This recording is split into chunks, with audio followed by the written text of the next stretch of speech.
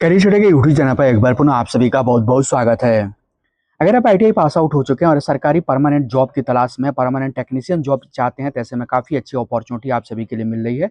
ITI pass out 8 अलग-अलग ट्रेडों के लिए सीएसआईआर के अंतर्गत केंद्रीय यांत्रिकी अभियांत्रिकी अनुसंधान संस्थान यानी कि central mechanical engineering and research institute की तरफ से परमानेंट वैकेंसी जारी की गई है और ये जो टेक्नीशियन वैकेंसी जैसा कि मैंने बताया 8 अलग-अलग ट्रेडों के लिए जारी की गई है। तो आज की इस वीडियो के द्वारा हम इसी वैकेंसीज के बारे में पूरा डिटेल्स में जानकारी लेने वाले हैं कि इसके लिए एलिजिबिलिटी क्राइटेरिया क्या रहने वाली है, आईटीआई की वो 8 कौन-कौन से ट्रेडें हैं जो इसके लिए अप्लाई कर सकते हैं, इसके लिए एज लिमिट क्या होगी, सिलेक्शन का प्रोसेस क्या होगा, आवेदन करने का शुल्क क्या होगा और आवेदन कैसे करना होगा, ये सारा कुछ हम प्रोसेस इस वीडियो के द्वारा डिटेल्स में जानने वाले हैं।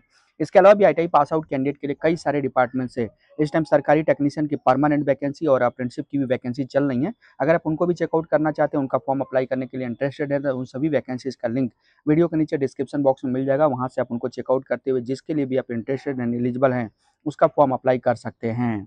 अब चलिए हम वापस अपने टॉपिक पर आते हैं। बात करते हैं इस वैकेंसीज के बारे में जो कि सीएसआईआर के अंतर्गत central mechanical engineering research institute की तरफ से जारी की गई है। तो इसका जो ऑफिशियल डिटेल नोटिफिकेशन है वो आप देख सकते हैं। सीएसआईआर के अंतर्गत जारी किया गया जो कि वेस्ट बंगाल दुर्गापुर की तरफ से जारी किया गया, यानी कि वेस्ट बंगाल दुर्गापुर में इसका हेड ऑफिस है central mechanical engineering research institute का। तो यहाँ से वैकेंसी जारी की गई है। 4 जुलाई 2026 को इसका डिटेल नोटिफिकेशन जारी किया गया। एडवर्टाइजमेंट का नंबर आप यहाँ पर चेक कर सकते हैं 1/2026। और इसके अंतर्गत सबसे पहले अगर हम इंपॉर्टेंट डेट की बात करें तो 4 जुलाई से ही सुबह 10 बजे से इसका फॉर्म अप्लाई होना स्टार्ट हो चुका है, जो कि देख सकते हैं। और इसका जो फॉर्म अप्लाई करने की लास्ट डेट रहेगी 3 अगस्त 2026 को शाम के 5 बजे तक आप इसका फॉर्म अप्लाई कर सकते हैं। यानी कि टोटल 1 महीने का टाइम आपको प्रोवाइड किया जा रहा है। और इसमें जो महिला कैंडिडेट हैं उनको प्रोत्साहन के तौर पर उनसे यहाँ पर जो कि यहाँ पर एक तरीके से अपील की गई है कि वो बढ़ चढ़ करके इसमें हिस्सा लें, फॉर्म को अप्लाई करें। इसके अंतर्गत जो वैकेंसी जारी की गई है, वैकेंसीज का डिटेल आप यहाँ पर चेक करें। उसके पहले हम शॉर्ट जो रिव्यू देखना चाहें अगर, तो टोटल जो कि वैकेंसी देख सकते हैं टेक्नीशियन के तौर पर जारी की गई है जो कि 27 पदों पर जारी की गई हैं।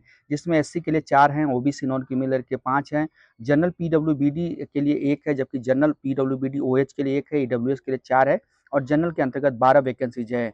इसके लिए जो पे लेवल रहेगा लेवल 2 का रहेगा, 19,900 से 63,000 की सैलरी रहेगी। स्टार्टिंग सैलरी 39,000 रहेगी और 28 साल आपकी एज लिमिट रखी गई है। लेकिन अगर आपकी एज ज़्यादा हो चुकी है 28 साल से, तो ऐसे में गवर्नमेंट के रूल के अकॉर्डिंग आपको ओवर एज में रिलैक्सेशन भी प्रोवाइड किया जाएगा, जो कि हम आगे चल करके डिटेल्स में चेकआउट करने वाले हैं।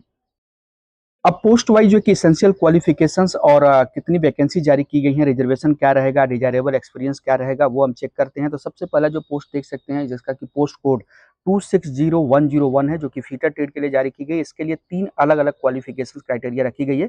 अगर इन तीनों में से कोई भी क्वालिफिकेशन क्राइटेरिया फुलफिल करते हैं तो इसका फॉर्म अप्लाई कर सकते हैं। पहली जो है 10वीं पास आउट अपने 55% मार्क के साथ साइंस सब्जेक्ट के साथ मिनिमम कंप्लीट की हुई है और फीटर ट्रेड से अगर आपने एनसीबीटी, एससीबीटी से आईटीआई किया हुआ तो अप्लाई कर सकते हैं, या फिर 10वीं अपने 55% मार्क के साथ साइंस सब्जेक्ट के साथ किया हुआ है और 2 ईयर का फुल टाइम अप्रेंटिसशिप ट्रेनी के तौर पर आपने जॉब किया हुआ है, यानी कि अप्रेंटिसशिप का एक्सपीरियंस है 2 ईयर का एनएससी का, तो आप अप्लाई कर सकते हैं। या फिर 10वीं अपने 55% मार्क के साथ साइंस सब्जेक्ट के साथ जो कि कंप्लीट किया हुआ है और 3 ईयर का वर्क एक्सपीरियंस है फिटर से रिलेटेड किसी भी इन सभी डिपार्टमेंट से, जो कि ministry of department, organisation, public, state undertaking, autonomous body under government India, state, इनमें से किसी से भी अगर आपने 3 साल का वर्क एक्सपीरियंस रिलेटेड फील्ड का लिया हुआ है, तो भी आप अप्लाई कर सकते हैं। तो प्रत्येक पोस्ट के लिए ये तीनों क्राइटेरिया रहेंगी।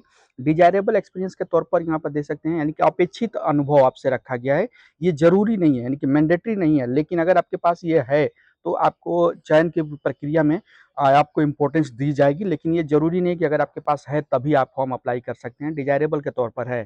टोटल वैकेंसी की संख्या की बात करें इस फीटर के लिए तो 14 वैकेंसीज है, जिसमें एससी के लिए 4 हैं, ओबीसी नॉन क्रीमिनल के लिए 4 हैं, ईडब्ल्यूएस के लिए 3 है और जनरल के लिए 3 पदों पर वैकेंसी यहाँ पर रखी गई हैं।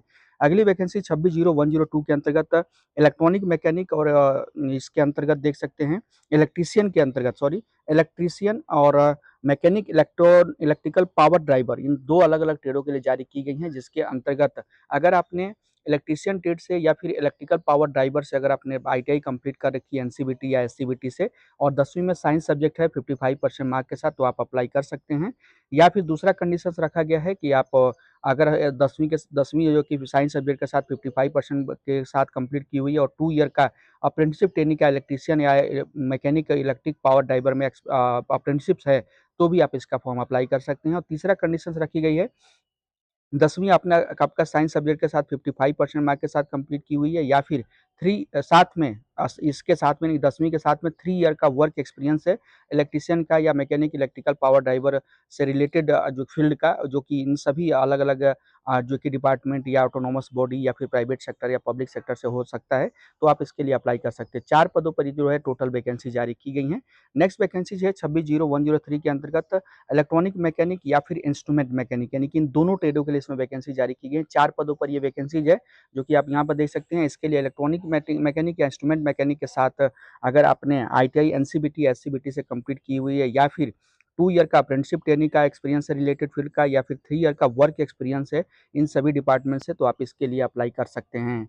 अगली वैकेंसी है 260104 के अंतर्गत मशीनिस्ट ट्रेड के लिए जारी की गई है, जिसके लिए 2 पदों पर टोटल वैकेंसीज है, और इसके लिए अगर आपने 10वीं के साथ में, जो कि साइंस सब्जेक्ट के साथ होना चाहिए, और मशीनिस्ट ट्रेड से अगर आपने एनसीबीटी, एससीबीटी से आईटीआई किया हुआ है, या फिर 2 ईयर का अप्रेंटिसशिप ट्रेनिंग के तौर पर आपके पास सर्टिफिकेट है, या फिर 3 ईयर का वर्क एक्सपीरियंस है रिलेटेड फील्ड का मशीनिस्ट ट्रेड में, तो आप अप्लाई कर सकते हैं। 2 पदों पर इसके लिए वैकेंसीज है।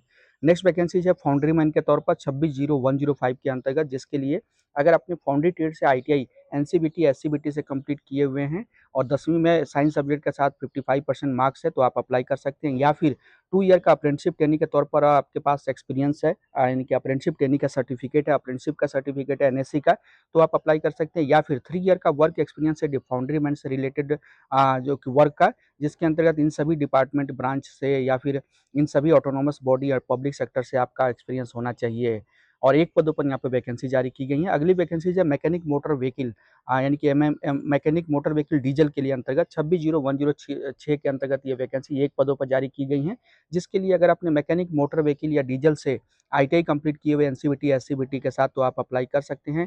साथ में 10वीं में साइंस सब्जेक्ट ज़रूरी तौर पर होना चाहिए, 55% मार्क्स ज़रूर होना चाहिए 10वीं में, या फिर दूसरा कंडीशंस है कि आपके पास 2 ईयर का अप्रेंटिसशिप ट्रेनिंग के तौर पर सर्टिफिकेट है, तो आप अप्लाई कर सकते हैं, या फिर 3 ईयर का आपके पास वर्क एक्सपीरियंस है मैकेनिक मोटर व्हीकल या डीजल का, इन सभी गवर्नमेंट ऑटोनोमस बॉडी या फिर गवर्नमेंट ऑफ इंडिया या पब्लिक सेक्टर से, तो आप अप्लाई कर सकते हैं।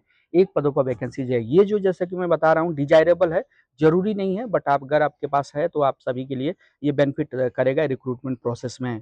अगली जो कि लास्ट वैकेंसी है रेफ्रिजरेशन एयर कंडीशनिंग के ट्रेड के लिए, अगर आप आईटीआई, आरएसी ट्रेड से एनसीबीटी या एससीबीटी से कंप्लीट किए हुए हैं, और साइंस सब्जेक्ट है आपका 10वीं में 55% मार्क्स के साथ 10वीं पास आउट है, तो आप इसके लिए अप्लाई कर सकते हैं, या फिर 2 ईयर का अप्रेंटिसशिप ट्रेनिंग के तौर पर रेफ्रिजरेशन एयर कंडीशनिंग में अगर आपके पास सर्टिफिकेट है, या फिर 3 ईयर का वर्क एक्सपीरियंस है ministry, department, organisation, public sector undertaking, autonomous body under government of India, तो आप इसके लिए अप्लाई कर सकते हैं। 1 पदों पर ये वैकेंसी जारी की गई हैं।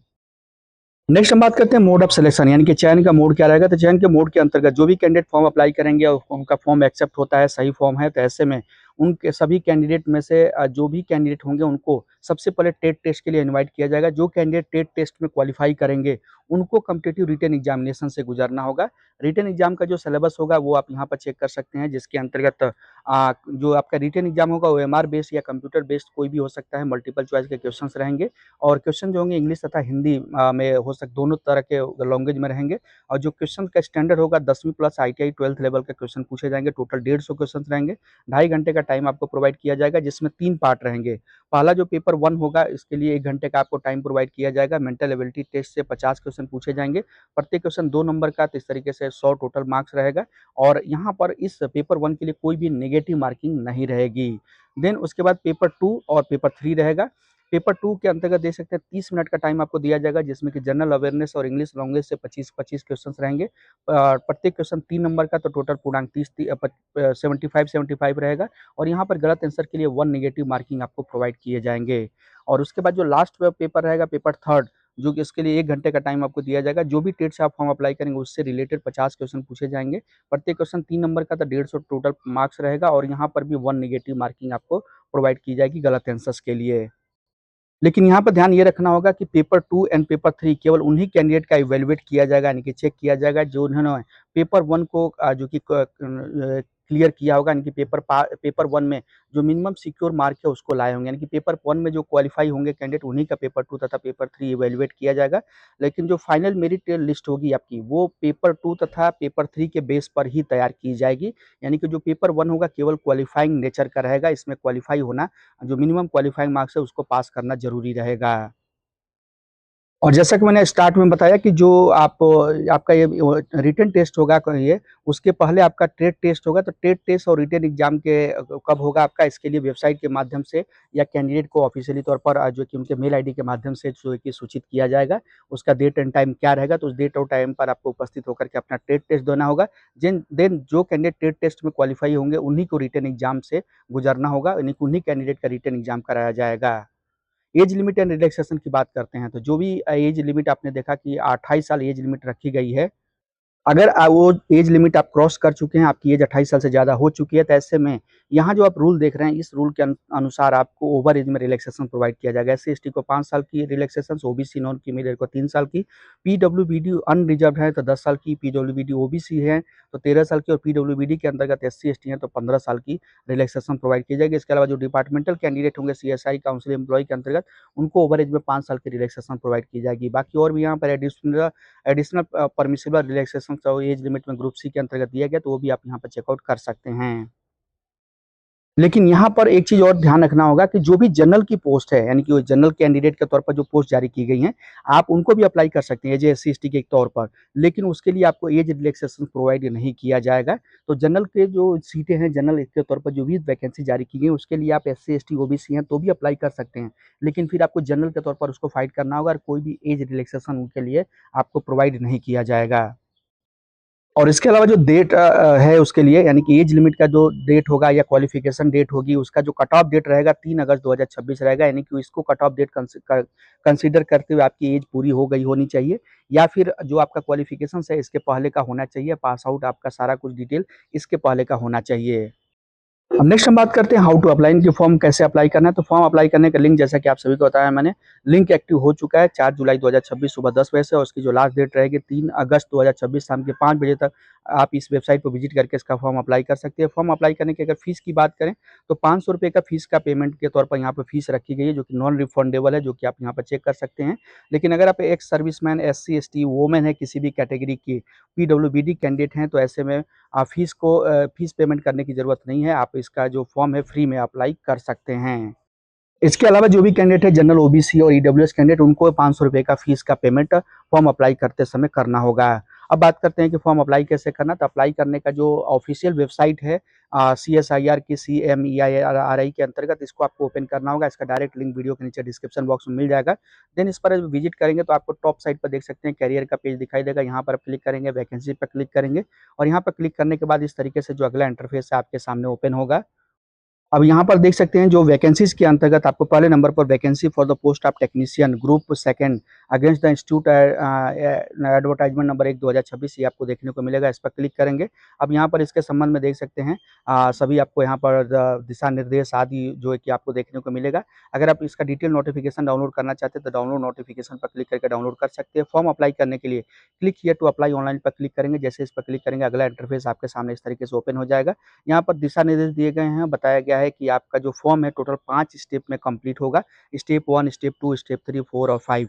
तो इसके अंतर्गत आप एडवर्टाइजमेंट का यहाँ पर प्रीव्यू देख सकते हैं। लेकिन अगर आप नए यूज़र हैं, पहली बार विजिट करें, तो आपको सबसे पहले रजिस्टर नाउ पर क्लिक करके अपना रजिस्ट्रेशन करना होगा। देन आपको लॉगिन करते हुए अपना फॉर्म फिलअप करना होगा। तो रजिस्टर पर जैसे क्लिक करेंगे, इस तरीके से इंटरफेस आएगा। यहाँ पर अपना ईमेल आईडी डालेंगे, पासवर्ड डाल करके, और आप अपना यूज़र आईडी बना लेंगे, आप यानी कि अपना रजिस्ट्रेशन कर लेंगे। रजिस्ट्रेशन जब आपका हो जाएगा, देन आपको लॉगिन पर क्लिक करना होगा और यहाँ पर क्लिक करने के बाद जो आपने ईमेल आईडी वहाँ पर डाला था और पासवर्ड डाला था, इसको यहाँ पर डाल करके लॉगिन करेंगे। उसके बाद जो भी आपसे डिटेल पूछा जाता है, पर्सनल एजुकेशनल डॉक्यूमेंट अपलोड करना, फीस का पेमेंट आदि करते हुए फाइनली अपना फॉर्म सबमिट कर देंगे। तो इस प्रोसेस के अंतर्गत जो भी कैंडिडेट इस वैकेंसीज के लिए इंटरेस्टेड एंड एलिजिबल हैं, इस प्रक्रिया को वो फॉलो करते हुए अपना फॉर्म अप्लाई कर सकते हैं।